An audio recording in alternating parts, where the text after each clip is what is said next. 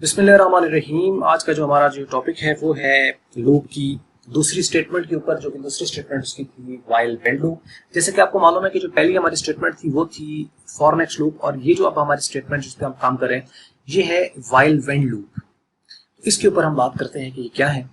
तो वो बात कर रहे थे कि while when loop keeps repeating an action until an associated condition becomes false. जो व्हाइल व्हेन लूप होता है वो अपने आप को रिपीट करता रहता है एक एक्शन को, यहां तक कि उसके साथ जुड़ी हुई जो कंडीशन है वो फॉल्स हो जाए। दिस इज यूजफुल, यहां पे इज आएगा। This is useful where the programmer does not know in advance how many times the loop will be executed. जब ये ना पता हो कि कितनी बार एग्जीक्यूट होगा, जस्ट एक कंडीशन है, वो कोई भी हो सकती है। जैसे यूजर पे एंटर करते हैं, वो कहते हैं जब तक ये कंडीशन फुलफिल नहीं होती उसे एग्जीक्यूट करो, तो इट्स अननोन। ठीक है, इट्स एन अननोन फैक्ट। ठीक है, तो इसके अंदर जब उसको इन एडवांस मालूम ना हो कि कितनी बार आपने एग्जीक्यूशन करनी है, तो उसके लिए फिर व्हाइल व्हेन लूप यूज किया जाता है। ये है डिफरेंस फॉर लूप का और व्हाइल व्हेन लूप का। ये जो शॉर्ट क्वेश्चन अक्सर ये पूछ लेते हैं, what is the difference between for next loop and while when loop. एक तो उनके सिंटैक्स का डिफरेंस है। फॉर नेक्स्ट लूप का जो सिंटैक्स है वो और है, व्हाइल व्हेन लूप जो है उसका सिंटैक्स और है। दूसरा उनके यूज का डिफरेंस है। व्हाइल व्हेन लूप वहां यूज होता है जब तक कोई कंडीशन फुलफिल नहीं हो जाती, और फॉर नेक्स्ट लूप को वहां प्रेफर किया जाता है जहां पर आपके इन एडवांस ये मालूम हो कि how many time the loop will execute. तो ये व्हाइल व्हेन लूप है, और सिंटैक्स भी इसका डिफरेंट है, उसका और है, इसका और है। तो सिंटैक्स अब व्हाइल व्हेन का हम देख लेते हैं। व्हाइल व्हेन लूप के अंदर आपने व्हाइल में यहाँ पे देनी है कंडीशन। अच्छा देखें, पिछले लूप के हवाले से मैंने जैसे आपको बताया था कि हमारे पास क्या क्या चीज़ें, पिछले लूप में हमारे पास क्या क्या चीज़ें थी। हमारे पास एक तो उसका लूप कंट्रोलिंग वेरिएबल था, दूसरा इनिशियलाइजेशन थी, तीसरी कंडीशन थी, चौथा इंक्रीमेंट था, और पांचवा उसका मूव बैक या मूव या रिटर्न, आप कह लो उसको रिटर्न टू द लूप।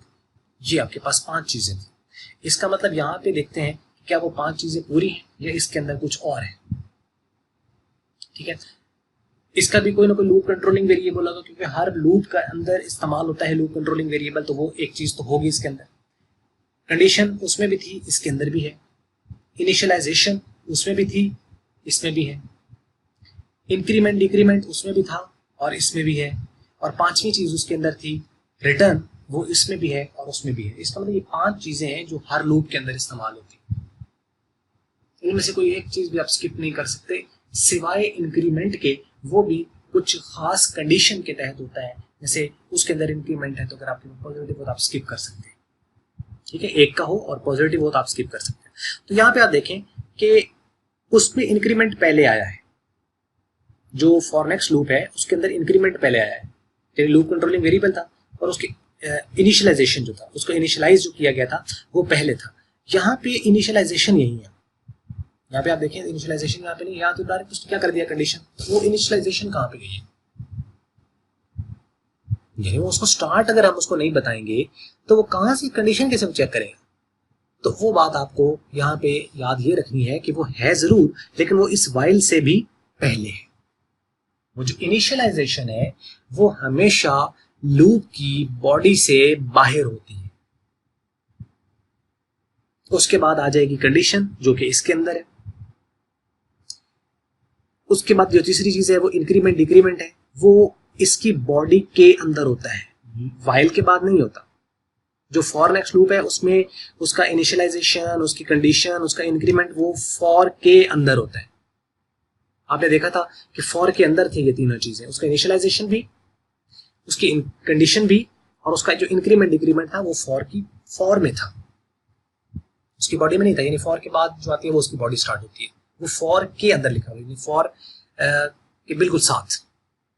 ठीक है, उसकी एक लाइन के अंदर। यहाँ पे जो इनिशियलाइजेशन है वो व्हाइल से पहले होती है, जो कि यहाँ लिखी हुई नहीं है, लेकिन वो ऑब्वियसली होगी। तो इसलिए हम ये ना सोचें कि फॉर नेक्स्ट में 5 चीजें होती है, यहाँ 4 होंगी, नहीं, वहां भी 5 हैं, यहां भी 5 हैं।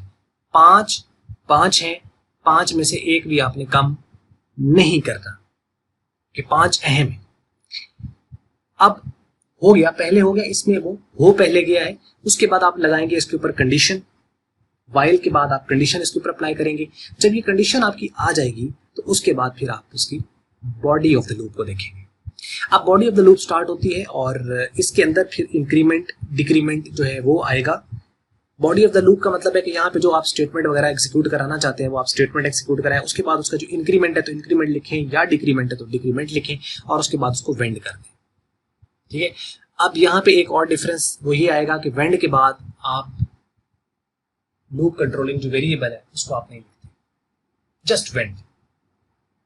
ठीक है, वेंड उसको ये बता देता है कि उसने वाइल के पास ही जाना है, और वाइल में कंडीशन है तो वाइल की कंडीशन के बाद वो मूव कर जाएगा। ये है इसका सिंटेक्स, आसान सा। अब हम चलते हैं नेक्स्ट इसकी इंटरप्रिटेशन की तरफ और एग्जांपल की तरफ।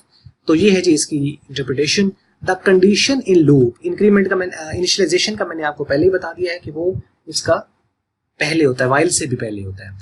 तो जो इनिशियलाइजेशन है वो होगी तो उसके बाद कंडीशन आप टेस्ट कर पाओगे। अगर आप उसको शुरू में बताओ ही ना कि वैल्यू क्या है जिसके साथ आप कंडीशन को टेस्ट करना चाह रहे हो तो आप कैसे करोगे। इसलिए हर लूप के अंदर इनिशियलाइजेशन से लूप स्टार्ट होता है।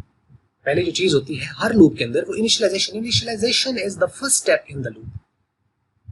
ठीक है, अब कुछ लैंग्वेजेस ऐसी हैं जिसके अंदर इनिशियलाइजेशन जो कंडीशन है वो बाद में चेक होती है और एग्जीक्यूशन लूप की पहले हो जाती है। जैसे अगर आप सेकेंडरी में देखें वहाँ पे सी लैंग्वेज है, सी लैंग्वेज में इस्तेमाल होने वाला एक लूप है जिसे कहते हैं एक वाइल लूप है, एक डू वाइल लूप है। तो डू वाइल लूप जो होता है वो कंडीशन बाद में चेक करता है, एग्जीक्यूशन पहले कर देता है, यानी वो कंडीशन फॉल्स भी हो जाए तो वो एक बार एग्जीक्यूट कर देते हैं, वहां पे एक मौजूद है।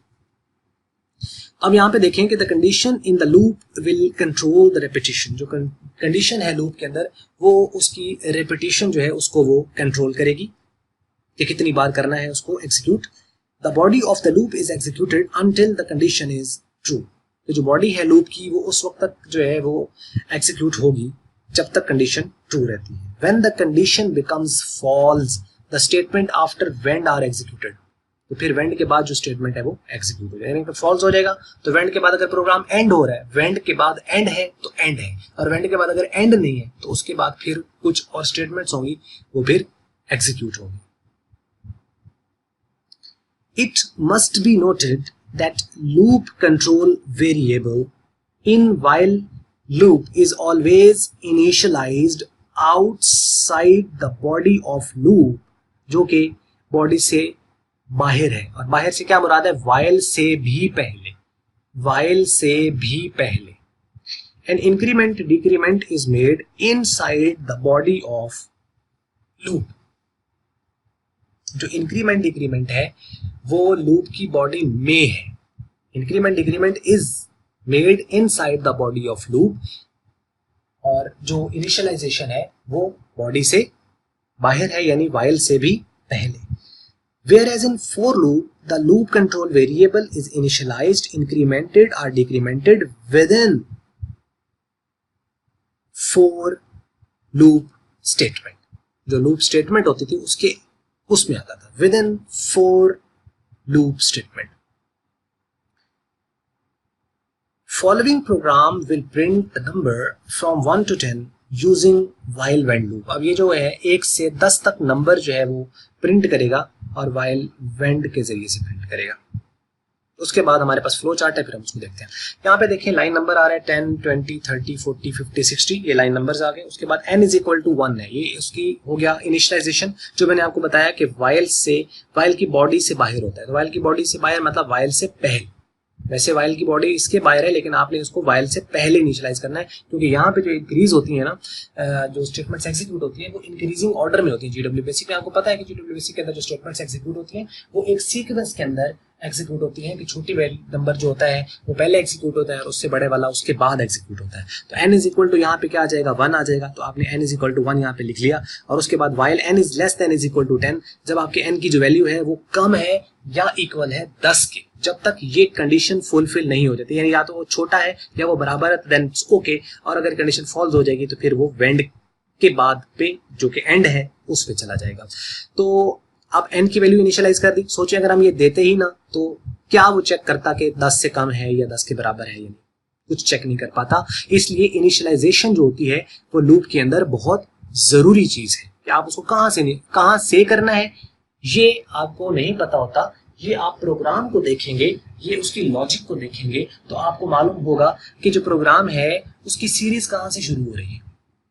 तो आपको पता चलेगा कि इसको मैंने इनिशियलाइज कहाँ से करना है। जैसे मैं कहूँ आप नंबर जो है वो डिस्प्ले कराएं 5, 10, 20, 25, 30, 35 इस तरह करके, तो आप इनिशियलाइज उसको कहाँ से करोगे?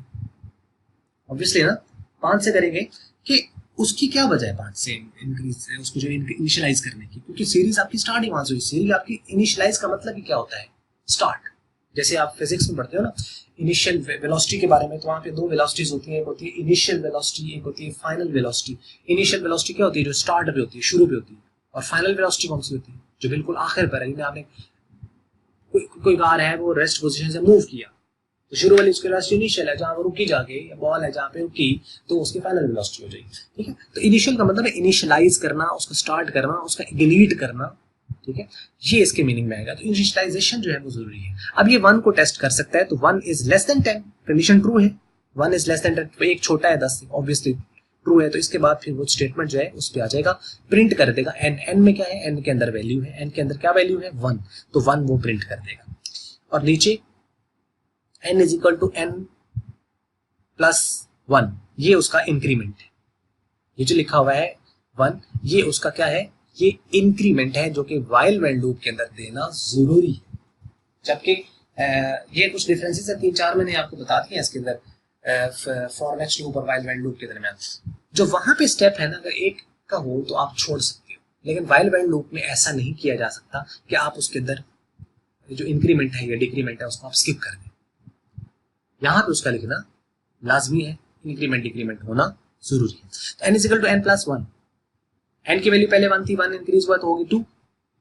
1 से 10 तक कर रहा है ना, 1 से 10 तक।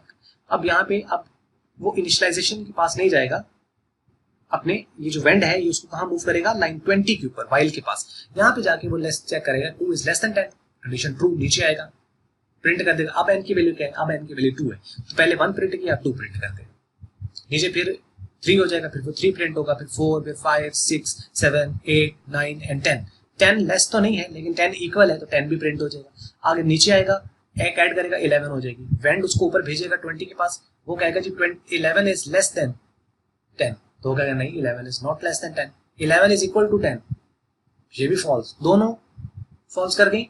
अब वो इसको इसके फौरन बाद आने वाली स्टेटमेंट पे नहीं करेगा, ये चेक करेगा कि वेंड कहाँ लिखा हुआ है। तो ये वेंड को अप्रोच करेगा। अब ये वेंड के पास आएगा और वेंड को ये बताएगा कि देखो भाई ऊपर कंडीशन फॉल्स हुई है। तो वेंड कहेगा ठीक है, कोई बात नहीं, अगर ऊपर आपकी कंडीशन फॉल्स हो गई है तो मेरे पास एंड है, वो कर दो। समझ लगी? तो ये जो वेंड है ये अब इसको एंड करा देगा। इतना सा प्रोग्राम था ये। तो अब आ जाते हैं हम इसके फ्लो चार्ट को देख लेते हैं, और वो बिल्कुल तकरीबन वैसे ही है जैसा फॉर नेक्स्ट लूप का है। ठीक है, बिल्कुल क्या बल्कि वही है कि आपने कंडीशन चेक करनी है और उसके बाद इनिशियलाइज सबसे पहले हो जाएगा, फिर कंडीशन चेक करेंगे। कंडीशन अगर आपके पास जो है वो ट्रू है तो ये स्टेटमेंट एग्जीक्यूट करेगा, ये इंक्रीमेंट ऊपर डिक्रीमेंट ऊपर करेगा, उसके बाद फिर कंडीशन चेक करेगा, फिर नीचे स्टेटमेंट अगर ट्रू है तो स्टेटमेंट एग्जीक्यूट, फिर इंक्रीमेंट या डिक्रीमेंट, फिर कंडीशन, फिर नीचे, फिर ये वाला सारा सर्कल चलता रहेगा जब तक कंडीशन फॉल्स नहीं होती, लेकिन इनिशियलाइजेशन दोबारा नहीं होगी। अब इसको अगर ये फॉल्स हो जाता है तो फिर इसको यहाँ से इस तरफ मूव कर देंगे। ठीक है, तो ये आपके पास जो है वो फॉल्स होता है तो फिर ये प्रोग्राम एंड हो जाए।